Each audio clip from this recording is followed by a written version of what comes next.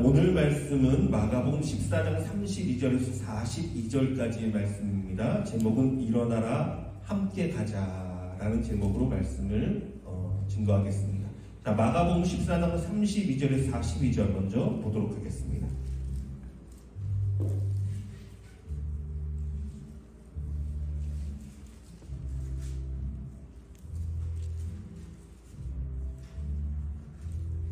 마가복음 14장 32절부터 42절까지 우리 같이 한 목소리 읽도록 하겠습니다. 시작.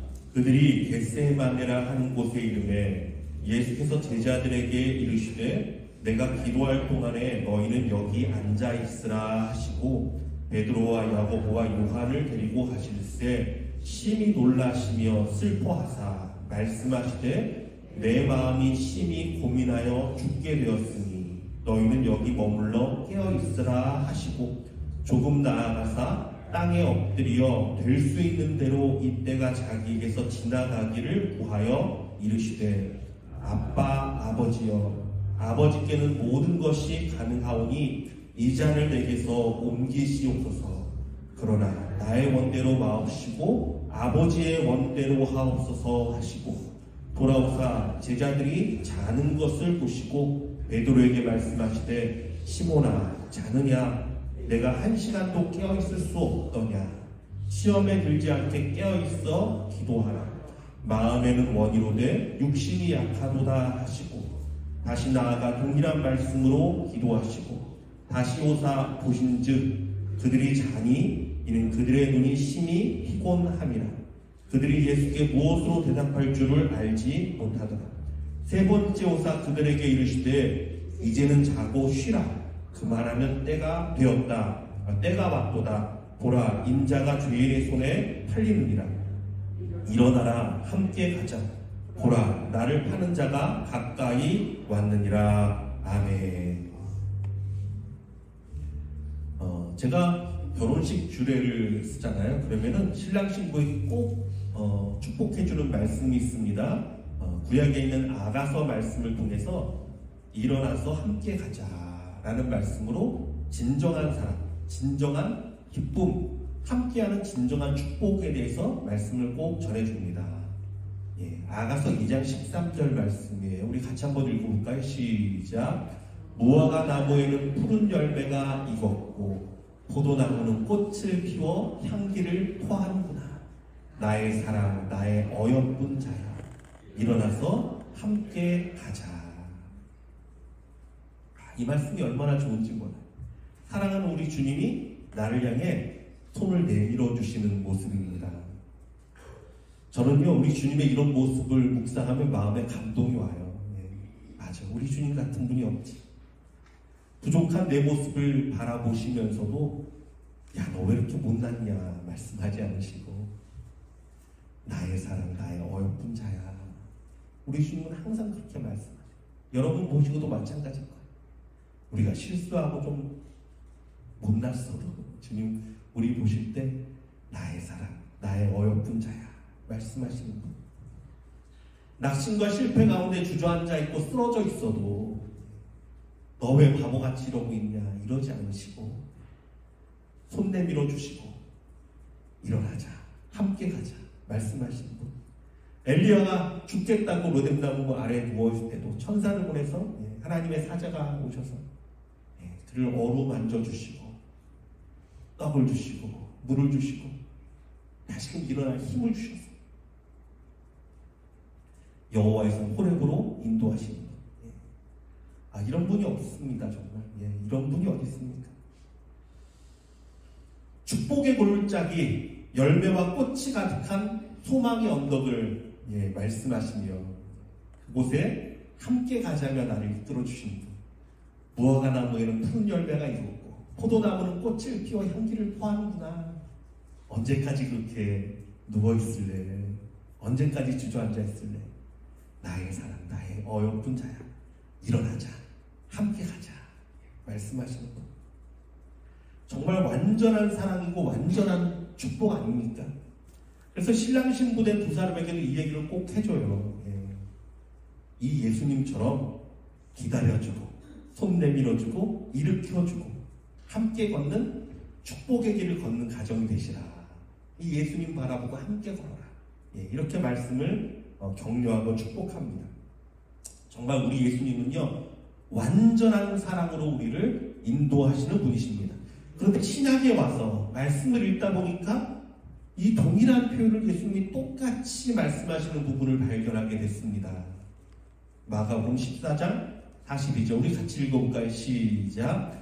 일어나라 함께 가자. 보라 나를 파는 자가 가까이 왔느니라. 일어나라 함께 가자. 앞에 있는 아가서와는 사뭇 분위기가 다릅니다. 앞에 있는 말씀의 배경은 무화과에 푸른 열매가 맺히고 포도나무에 꽃이 피고 향내가 가득한 아름다운 소망의 동상이었다면, 뒤에 있는 말씀의 배경은 예수님을 배반한 유다가 군병들을 몰고 오고 있으며 십자가의 고난과 죽음의 골고다 언덕을 향하고 있습니다. 자, 여러분, 이 두 가지 말씀을 통해 깨닫는 것이 있지 않습니까? 나의 사랑, 나의 주님은요, 꽃이 피고 열매가 맺는 아름다운 동산에서 일어나 함께 가자 말씀하셨지만, 고난의 십자가, 눈물의 십자가 길에서도 일어나 함께 가자 말씀하시는 분이십니다. 여러분, 이 주님을 믿으시기 바랍니다. 그래서 그 길이 어디든 초막이나 궁궐이나 주 예수와 동행하는 곳이 하늘나라이기 때문입니다. 여러분, 그것을 믿으시기 바랍니다. 어디나 예수님과 동행하는 곳이 가장 아름다운 길입니다. 여러분, 진정한 사랑이라는 게 이런 것이에요. 진정한 사랑이에요. 기쁨도 함께 하지만 고난도 함께 이겨냅니다. 이게 진짜 사랑이에요. 그래서 언제나 내 손을 잡아주시는 분, 이 주님이 함께 한다면 우리는 어디든 두렵지 않습니다. 사망의 음침한 골짜기를 갈지라도 주님께서 지팡이와 막대기로 나를 안위하시고 지켜주시기 때문입니다. 만약 주님이 좋은 길은 내 손 잡아 이끄시고 좋지 않은 길에서는 내 손을 놓으신다면, 야, 너 그냥 여기서 나 혼자 갈게, 여기는 나 혼자 갈게, 힘든 길이니까, 이러고 내 손을 놓으신다면 여러분, 그것이 진짜 책임 있는 사랑입니까? 아니, 그렇지 않아요. 여러분, 드라마나 영화 같은 데 보면 그렇잖아요. 사랑하니까 헤어진다고 이런 말 많이 하죠. 너가 힘들어 할 테니까 내가 손을 놓는다고. 드라마에서는 이런 거 많아요. 유명한 가요에서도 보니까 이런 가사가 있습니다. 난 위험하니까, 사랑하니까 너에게서 떠나줄 거야. 유명한 그 임재범 씨가 부른 노래죠. 한때는요, 이 노래가 노래방에서 남자들이 여자 앞에서 부르는 노래 1순위였다 그래요. 난 위험하니까, 사랑하니까 너에게서 떠나줄 거야. 그냥 조용히 떠나면 될 텐데, 그쵸? 그냥 조용히 떠나면 되는데 노래를 부르고 소리를 지르고 사람 마음만 뒤숭숭하게 만들고, 이런 사람은요 그냥 조용히 떠나주는 게 도와주는 건데 조용히 가는 법이 없습니다. 난 위험하니까, 사랑하니까, 그러니까 날 좀 붙들어봐, 날 좀 말려봐, 이런 거 아니에요? 근데 우리 주님은 그렇게 말씀하는 분이 아니십니다. 그 길이 어디든 나를 지켜주시고 나와 동행하시고 나를 이끌어 주십니다. 이게 우리 주님의 모습이에요. 이것이 우리 주님의 사랑이에요.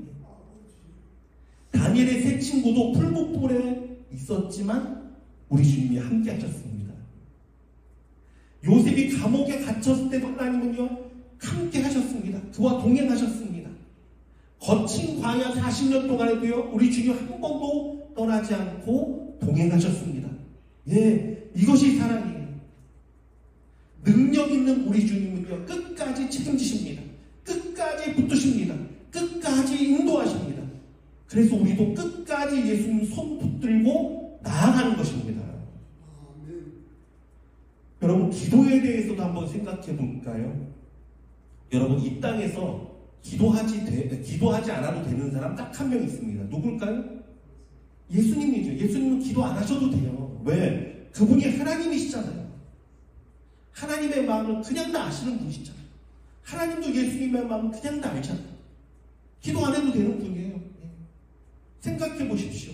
예수님이 뭐가 부족해서 기도하시겠습니까? 능력이 부족합니까? 아니면 권세가 부족합니까? 예수님은요, 기도하지 않아도 뭐든지 행하실 수 있는 분이십니다. 그런데 예수님이요, 누구보다 열심히 기도합니다. 누구보다 열심히 간구합니다. 새벽 미명에 일어나 기도하시고 무슨 일을 행하기에 앞서 늘 하나님께 간구했습니다. 오늘 겟세마네 동산에서는 땀방울이 핏방울이 되도록 생명을 내어놓고 기도하셨습니다. 여러분, 예수님이 왜 이렇게 기도하셨을까요? 예수님이 이렇게 기도한 이유가 무엇입니까? 오직 예수님의 겸손하심이에요. 겸손하심. 자기의 모든 것을 내려놓고 하나님만 의지하기로 작정하셨습니다. 이 예수님의 모습이에요. 자기의 능력과 힘이 아니라 오직 하나님의 힘, 하나님의 지혜, 하나님의 뜻을 따르기로 원하셨기 때문이에요. 예수님은요, 기도로 하나님의 손을 꼭 붙들었습니다. 이게 예수님의 모습이에요. 간절히 기도하고 하나님의 손을 붙들고 하나님과 동행하며 하나님의 뜻을 따르기로 작정하신 분, 이게 예수님의 모습이에요. 그런데 여러분, 혹시 우리들의 모습은 어떠합니까? 혹시나 반대로 가고 있진 않습니까? 하나님의 도움 없이는 살 수가 없고 하나님의 은혜가 아니면 아무것도 아닌 존재라는 것을 알면서도 주께 무릎을 꿇고 간구하는 데 힘을 내기보다는 내 뜻대로 살고 내 힘으로 뭐든 하려고 하지는 않습니까? 여러분, 기도는 겸손이에요. 기도는요, 하나님 앞에 겸손입니다. 하나님 앞에 겸손하지 못하면 기도할 수 없어요, 여러분. 마음에 교만한 사람은 결코 하나님 앞에 엎드릴 수 없습니다. 이거는요, 2000년 전이나 지금은 똑같아요. 마음의 갈급함, 마음의 간절함, 겸손함이 있는 사람만 예수님 앞에 엎드렸습니다. 다윗의 자손 예수의 나를 불쌍히 여기소서. 이스라엘의 소경이 바디메오 한 명이었습니까? 수많은 소경이 있었단 말이에요. 수많은 문둥병자가 있었습니다. 수많은 병자도 있었습니다. 그러나 오직 주님만 바라보고 겸손히 그 앞에 달려나와 무릎을 꿇고 외치는 자, 그 사람이 구원을 받았어요. 사랑하는 성도 여러분, 그러므로 이 사순절을 지내며 저와 여러분 가운데 이 겸손이 회복되기를 원합니다. 겸손이 회복돼야 돼요. 예수님께 간구하는 기도가 회복되기를 원합니다. 기도는요, 바로 겸손히 내가 예수님의 손을 붙잡는 거예요. 혈루병 걸린 여인은 겸손히 예수님의 옷자락이라도 잡으면 내가 나을 줄 믿었어요. 얼마나 겸손한 모습. 예수님의 옷자락이라도 잡으면 여러분, 우리가 치유됩니다. 우리 가운데 은혜가 임합니다. 내 삶에 변화가 일어납니다. 여러분, 이런 겸손이 우리 가운데 있기를 원합니다. 오늘 본문 보니까 예수님께서 기도하러 가시는 곳이 겟세마네라는 곳입니다. 겟세마네. 겟세마네의 뜻은 뭐냐면요, 기름 짜는 틀, 기름 짜는 곳, 이게 겟세마네예요. 여기가 어디냐면 예루살렘 동편에 있는, 예루살렘에서 성전에서 바로 나오는 그 앞에 바로 산이 하나 있어요. 조그마한 산이 있어요. 이게 올리브산이에요. 감람산. 올리브유가 감람유잖아요. 그래서 이 산에는 원래 올리브가 많았던 올리브산입니다. 그래서 감람산이라 불렀어요. 거기에 기름 짜는 곳이 있었어요. 그 언덕이 있었어요. 사람들이 기름 짜던 곳, 거기가 겟세마네라는 곳이었어요. 예수님은요, 이곳에서 자신의 기력과 생명을 다 짜내서 간구하셨습니다. 땀방울이 빗방울처럼 떨어질 만큼 간절히 간구하셨습니다. 마치 올리브가 그 기름 짜는 틀에 놓여져서 깨어지고 부서지고 으깨져서 진액이 흘러나오듯이 우리 예수님은요, 그곳에서 그렇게 간절히 하나님 앞에 간구하고 기도하신 것입니다. 그런데 말씀을 보니까 예수님께서 겟세마네 동산에 오르실 때 제자들에게 뭐라 말씀하셨냐면 깨어있으라 라고 말씀하셨어요. 깨어있으라. 자, 말씀 볼까요? 기도하라보다도요, 깨어있는 것에 예수님이 더 초점을 두고 말씀하십니다. 34절 말씀하실 때 내 마음이 심히 고민하여 죽게 되었으니 너희는 여기 머물러 깨어있으라 하시고, 또 37절과 38절 돌아오사 제자들이 자는 것을 보시고 베드로에게 말씀하시되 시몬아 자느냐 내가 한 시간도 깨어있을 수 없더냐 시험에 들지 않게 깨어있어 기도하라 마음에는 원이로되 육신이 약하도다 하시고.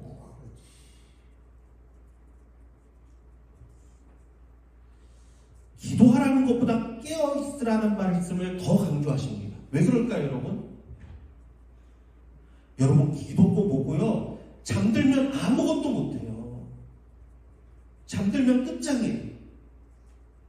기도를 못해도 깨어있기라도 하면 예수님의 기도하는 모습을 보고 그 사랑도 깨달을 수 있잖아요. 예수님이 이렇게 간구하시는구나. 예수님이 하나님 앞에 이런 마음이구나. 예수님이 지금 뭔지는 몰라도 정말 마음 아파하시는구나. 예수님이 그 와중에서도 하나님의 뜻을 따르시려고 애를 쓰시는구나. 볼 수 있잖아요. 그렇죠? 그래야 또 그것을 전도할 거 아니에요. 그것을 이야기할 거 아니에요. 주님의 아픔도 깨닫고 간절한 그의 기도에 마음이 울려서 함께 기도할 수 있게 되지 않겠습니까? 그러니까 깨어있는 게 중요한 거예요. 깨어있어야 돼요. 사랑하는 성도 여러분, 저와 여러분들이요 영적 잠에서 깨어나기를 원합니다. 깨어있는 자가 되기를 원합니다.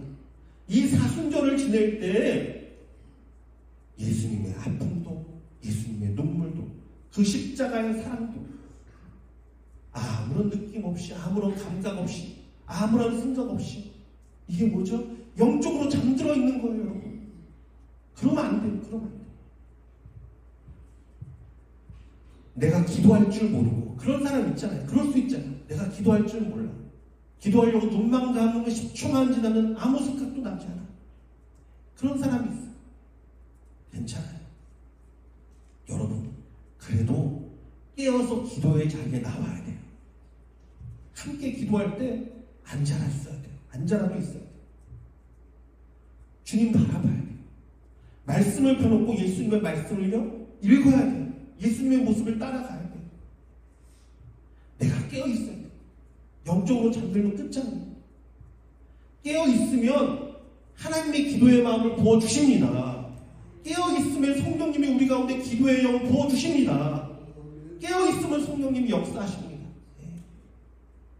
그렇게 못해도 하나님은요 그 깨어있는 거 하나만 가지고도 저와 여러분을요 인정해 주십니다. 우리 주님 그런 분이에요. 옛날에 어느 목사님이 간증하는데 그 얘기를 하시더라고요. 자기가 목사님 받을 때 자기는 신앙이 사실 별로 없었대요. 성령도 받지 못하고. 그래서 마음 가운데 내가 40일 동안 교회에서 잠을 자든 뭐라든 그냥 일찍 가서 새벽에 나가서 그 강대상 앞에 누워있어야지. 잤대요 진짜. 근데 마지막 날 하나님이 그렇게 은혜를 주셔서 펑펑 울면서 기도한다. 그러면서 간증하시는 내용이 뭐냐면 하나님의 전에 나아가 잠만 자도 하나님은 은혜를 주시더라. 내가 하나님 앞에 그런 마음만 있으면 내가 하나님을 바라보고 내 영이 부족하고 내가 비록 부족하고 내 마음이 부족하고 내 신앙이 부족해도 그래도 하나님을 간구하는 마음으로 나아가 잠만 자도 하나님은 은혜를 주시더라. 간증한 걸 들었어요. 여러분, 하나님은요 여러분이 갑자기 이만큼을 요구하지 않습니다. 여러분 삶에서 내가 할 수 있는 최소한 작은 거라도 주님 바라보고 한 걸음 한 걸음 나아가잖아요. 우리 주님은요 그걸요 가장 기뻐하십니다. 축복하십니다. 레위기랑 민수기 읽으면서도 그렇잖아요.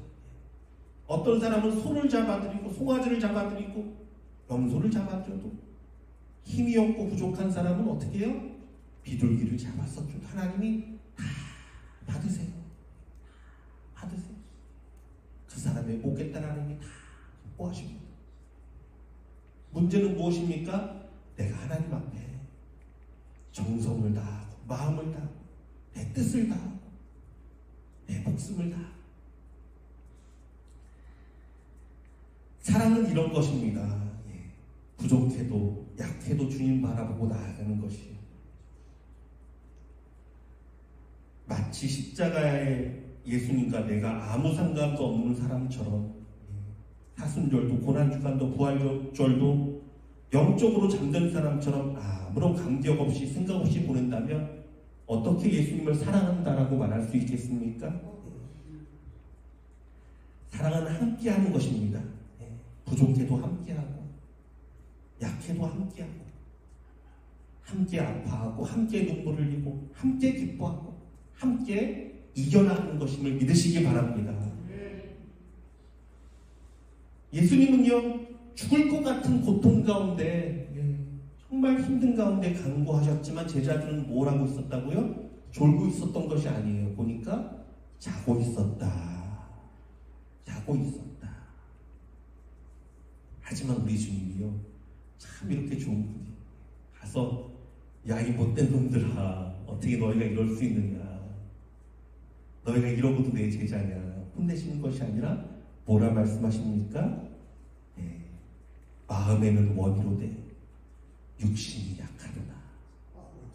이런 주님이 없어요. 우리 주님은요, 우리를 언제나 그렇게 이해하시려고, 언제나 이해하시고, 언제나 기대하시고, 언제나 소망하시고, 언제나 변명해 주시고.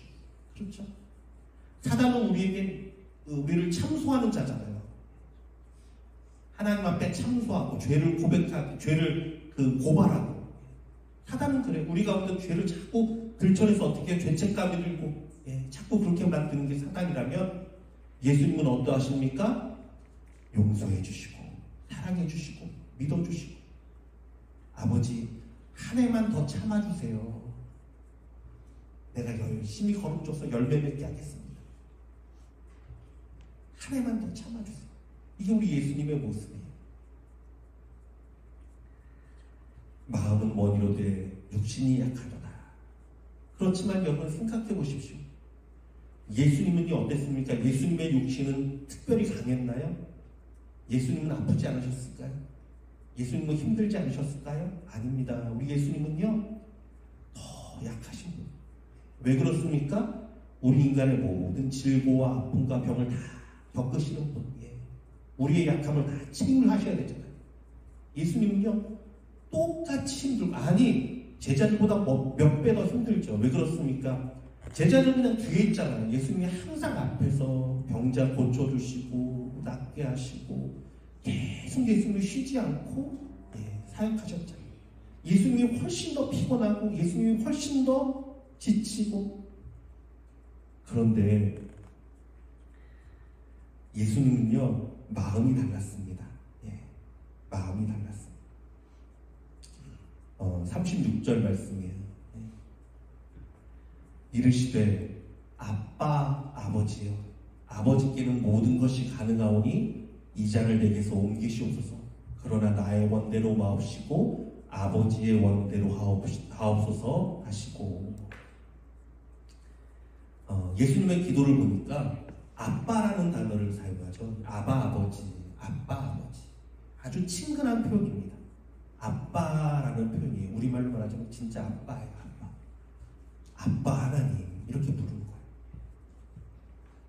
아빠는 모든 것이 가능하니 이 잔을 내게서 옮기시옵소서. 아들이 아빠한테 부탁하고 강구하는 거예요. 아빠, 아빠는 모든 것이 가능하니 이 잔을 내게서 옮기시옵소서.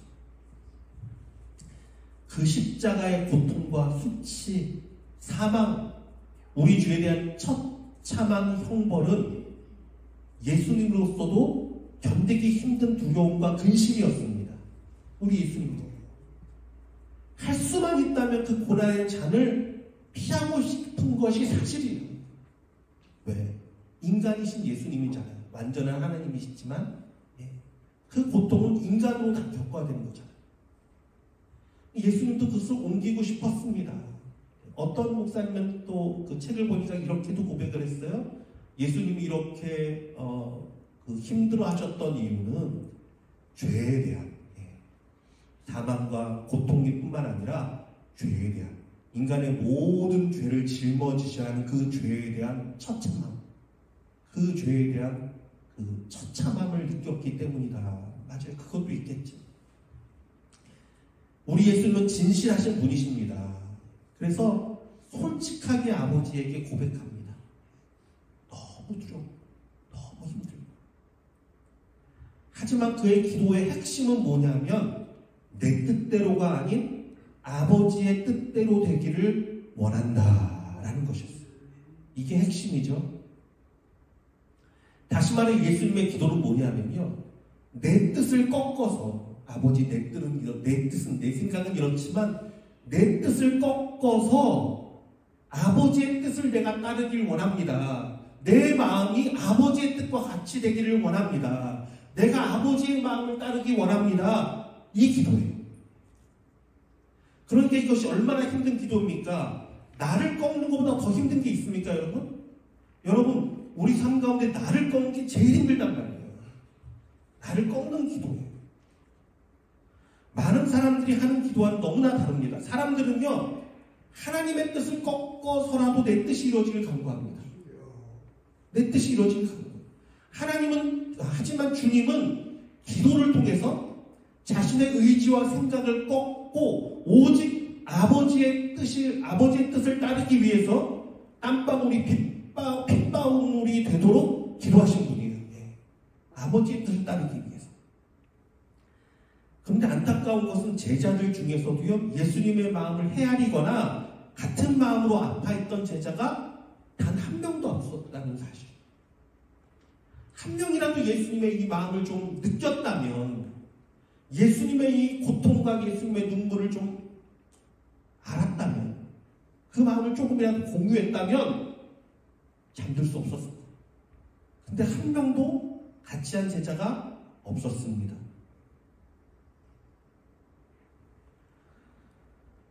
하지만 예수님은요, 그럼에도 제자들의 손을 잡아 일으켜 주십니다.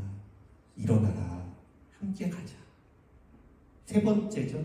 첫 번째 가서 깨어라 말씀하시고, 두 번째 말씀하시고, 세 번째는 일어나라, 함께 가자 라고 말씀하셨습니다. 예수님은 언제나 이런 분이십니다, 여러분. 포기하지 않으십니다. 실망하지 않으십니다.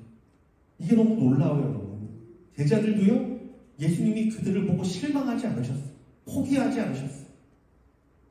야, 너네들 여태껏 잠자고 내가 너를 끄집어서 일어나라 그래도 너희들 십자가 앞에서 다 도망갈 녀석인지 내가 모를 것 같다? 너네들 쓸데없어. 너네들 12명이나 했어도 다 소용없어. 이러지 않으셨어요. 소망을 품고 일어나라, 함께 가자. 여러분을 향한 주의 마음도 동일한 줄 믿으시기 바랍니다. 언제나 예수님은요, 여러분 포기하지 않습니다. 실망하지 않습니다. 절대 실망하지 않습니다. 언제나 손 내밀어 주시고 일어나라, 함께 가자 말씀하시고, 사순절을 지내며 우리도 예수님의 손을 의지해서 일어나 함께 하기를 원합니다.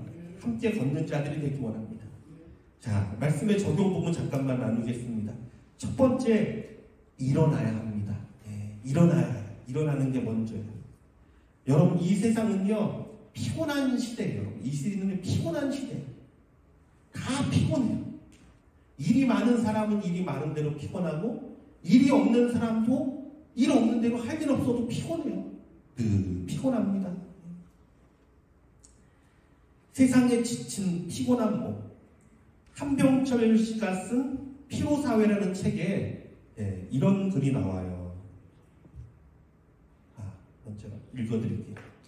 시대마다 그 시대에 고유한 질병이 있다. 과거에는 전염병의 질병의 시대였다면 이 시대는 신경질환, 우울증, 과잉 행동장애, 조울증 같은 신경질환의 시대이다. 과거 전염병과 질병은 면역학을 이해하고 전염병의 전파를 통제하고 항생제를 투여함으로 해결되지만 우리 시대의 고유한 병인 신경질환은 더욱 복잡한 요인이 얽혀있다.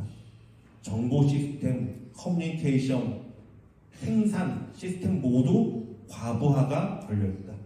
이런 과부하의 시스템은 우리를 소진, 질식, 피로하게 만든다. 이런 말을 했어요. 자, 무슨 말이냐면 일을 하든 안 하든 모두가 과부하에 걸려있다는 말이에요. 그래서 아무것도 하지 않아도 피곤합니다. 쉬어도 쉬는 것 같지 않습니다. 왜 그렇습니까? 이 시대가 그래요. 옛날에는요, 우리 가족 혹은 내 이웃의 몇 명의 소식이면 충분했어요. 그게 전부예요. 그렇지만 지금은 어떻습니까? 나랑 전혀 관계도 없는 지구 반대편에 있는 우리 축구선수 누가 하극상을 벌였대. 그래서 그것 때문에 막 흥분합니다. 화를 냅니다. 직접적으로 얼굴 한번 본 적이 없는 정치인 때문에 속이 상하고 막 화가 납니다. 수많은 사건과 사고, 돌아가는 일들, 그거를 모르면 뒤처지는 것 같습니다. 수많은 정보가 막 흘러나가요. 내가 가만히 있으면 뒤처지는 것 같아요. 그래서 사실은요, 쉬고 싶어도 쉴 수가 없어요. 그래서 여러분 학생들을 보십시오. 얼마 전에도 제가 우리 아이 픽업하러 학교에다 차를 세웠는데 남자애 하나가요, 셀폰 보면서 차를 막 보는 거예요.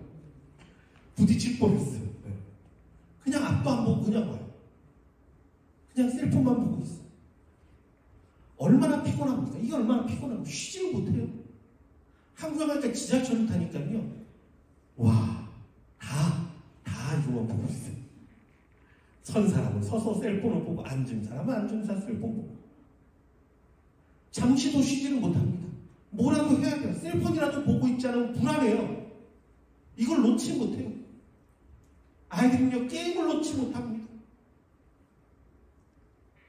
그냥 계속 뭔가 해야 될 것 같아요. 그래서 쉬는데 쉬는 것 같지 않습니다.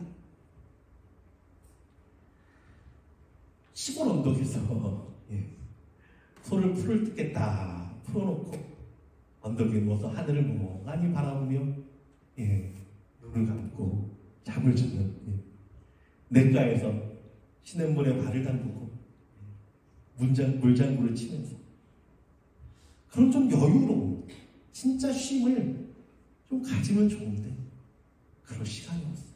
그럴 여유가 없어. 그럴 마음이 없어. 제가 우리 옐로스톤에 한번 간 적이 있었는데 우리 가족이 같이 갔습니다. 근데 우리 큰딸이 그때는 사춘기였어요. 사춘기였는데 그 경치 좋은 데 가서도요, 셀폰이 안 터진다고 화를 내는 거예요. 이게 안 된다고. 나는 경치 좀 봐봐. 얼마나 멋있어. 이것만 보고 앉아있는 거예요. 이게 사춘기.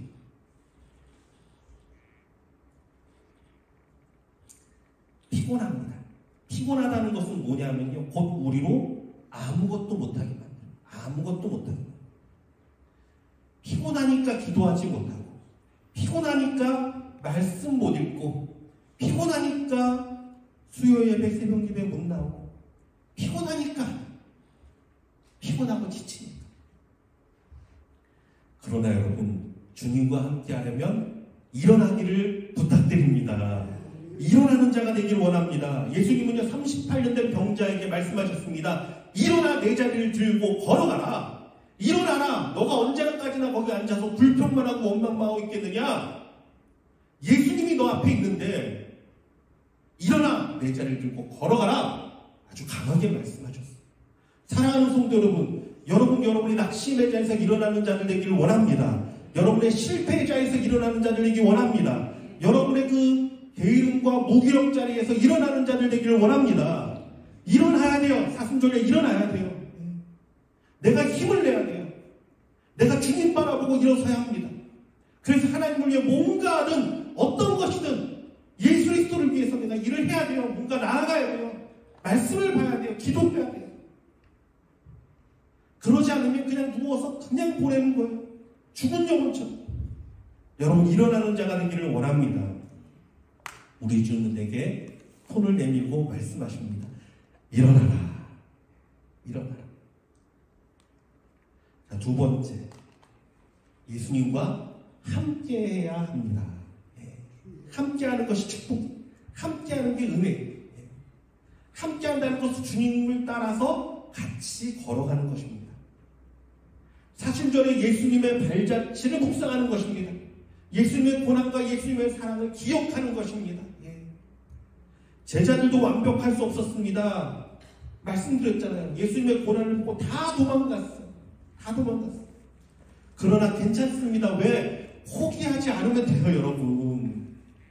포기하지 않으면 돼요. 제자들 나중에 다 다시금 성령 받고요. 예수님과 함께 걸어갔어요. 고난의 길, 십자가의 길. 결국은 다 걸어갔습니다. 예수님 그거 알고 계셨습니다. 그래서 실망하지 않았습니다. 포기하지 않으셨습니다. 일어나서 함께 가자 말씀하셨어요.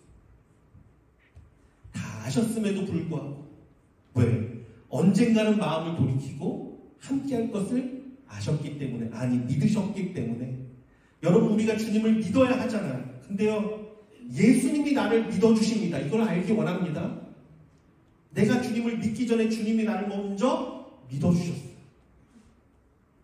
내가 너를 사랑한다. 사단은 그러지 않잖아요. 넌 할 수 없어. 넌 안 돼. 너 인생은 끝이야. 이게 사단의 음성이죠. 예수님은 어떻게 말씀하십니까? 아니야. 내가 너와 함께한다. 내가 내게 손을 내민다. 일어나라. 함께 가자. 언젠가는 너가 지금은 넘어졌어. 언젠가는 너가 다시 나와 함께 일어날 줄 내가 믿는다. 함께 가자.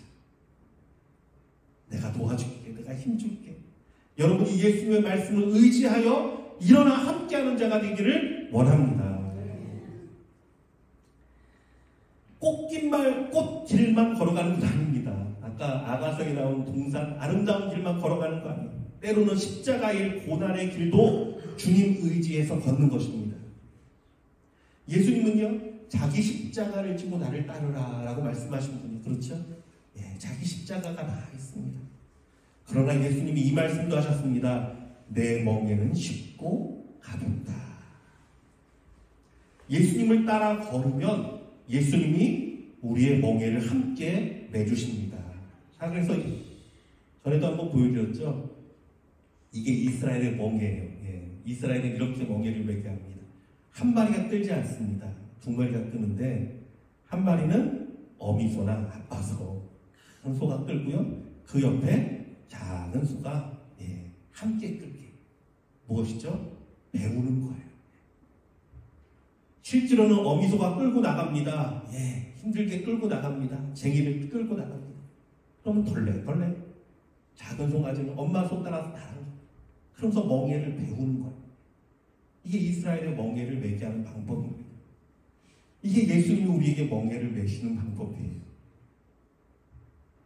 너의 십자가, 자기 십자가를 지고 나를 따라오라 말씀하시지만 우리 주님이 멍에를 함께 매주십니다. 우리 주님이 함께 걸어가십니다. 무거운 것 우리 주님이 붙들어 주십니다. 때로는 나를 안아주시고 나를 업어주시고 지칠 때는 위로하시고 힘주시고. 그래서 내가 주님 따라 걷다 보면은, 그렇구나, 내 짐은 쉽고 가볍다 말씀하신 것이 이 이유구나. 우리 주님이 힘주시는구나. 우리 주님이 은혜 주시는구나. 그래서 천국에 갔을 때 24장로가 어떻게 합니까? 면류관을 받았는데, 이 면류관을 받았는데 보니까, 천국에서 보니까 이걸 알겠는 거예요. 주님, 내가 수고하고 내가 애쓰고 내가 다 짊어지는 것 같은데, 사실 알고 보니까 예수님이 다 짊어지시고 예수님이 다 은혜 베푸시고 예수님이 날 위해 다 끌고 오셨고, 주님 이 면류관 벗어서 주님 앞에 내려놓습니다. 면류관 벗어서 주 앞에 드리세. 주님이 하셨습니다. 주님의 은혜입니다. 고백하게 된 것. 사랑하는 성도 여러분, 그러니 주님 바라보십시오. 이 사순절에 여러분 가정 가운데, 여러분 삶 가운데 여러분의 십자가가 있을 거예요. 누구나 있습니다. 어떤 사람은 십자가가 우리 가족일 수 있습니다. 남편일 수 있습니다. 아내일 수 있습니다. 십자가가 내 가정에 어려운 일이 뭔가 있을 수 있어요. 또 교회에서 내 십자가가 있을 수 있어요. 하나님을 섬기는데. 그러나 여러분, 그 십자가 버리지 마시고 그 십자가 지고 우리 예수님 묵상하며 걸으는 거예요. 주님, 그렇죠. 주님도 나를 위하여 십자가를 지고 걸으셨지. 주님, 나도 나의 십자가 지고 주님 따르겠습니다. 비록 부족한 것이라도 작은 것이라도 주님 바라보며 나아가겠습니다. 여러분, 고백하시며 주님과 함께 걸어가는 저와 여러분 되기를 원합니다. 그럼 이 사순절 기간에 예수님께서 언제나 말씀하시지만, 그래, 내가 너와 함께한다. 일어나 함께 가자 말했더니 너와 함께하는구나. 그리고 은혜 주시고 성령 주시고 더 충만케 하실 줄 믿습니다. 사랑하는 주님, 감사합니다. 우리같이 못난 자, 우리같이 부족한 자 바라보시고 나의 사랑, 나의 어여쁜 자야 말씀하시는 분, 한 번도 나를 향해 실망했다, 너는 실패했다라고 말씀하지 않으시고, 괜찮아, 내가 너와 함께한다, 내가 내 손을 잡아주면 내가 힘줄게, 일어나라, 내가 너와 함께한다, 반드시 일어나게 될 거야, 반드시 너가 능력 있게 될 거야 말씀하시고, 동일하게 오늘도 우리 가운데 일어나라, 함께 가자 말씀하시는 분, 주님 이 말씀 듣고 잠에서 깨어나는 우리 심령 되기 원합니다. 영적인 잠에서 깨어나는 자들 되기 원합니다. 주님 바라보고 나아가는 심령 되기 원합니다. 내게 주신 나의 십자가 메고 주님께서 나의 몸에 같이 매신다 말씀하셨으니 주님 바라보고 나아가는 심령 되게 하여 주시옵소서. 이 사순절의 예수님을 더욱더 묵상하게 하여 주시고 주님과 함께 걸어가는 심령 되게 하시고, 능력의 주님, 부활의 주님, 영광의 주님 바라보며 우리도 주님과 함께 새롭게 변화될 소망을 갖고 나아가는 우리 모든 성도들 되게 하여 주시옵소서. 지금은 우리 주 예수 그리스도의 은혜와 하나님의 극진하신 사랑과 성령님의 위로 감동 역사하시는 충만하신 은혜가 우리를 향해 실망하지 않으시고 영원토록 동행하시며 우리에게 일어나 함께 가자 말씀하시는 주의 음성을 듣고 우리도 힘을 내어 일어나 주님을 따르기로 다짐하고 결단하는 여기 모인 모든 성도들과 우리 선교사님과 이 땅과 열방 가운데 지금부터 영원토록 함께 하시기를 축원하옵나이다.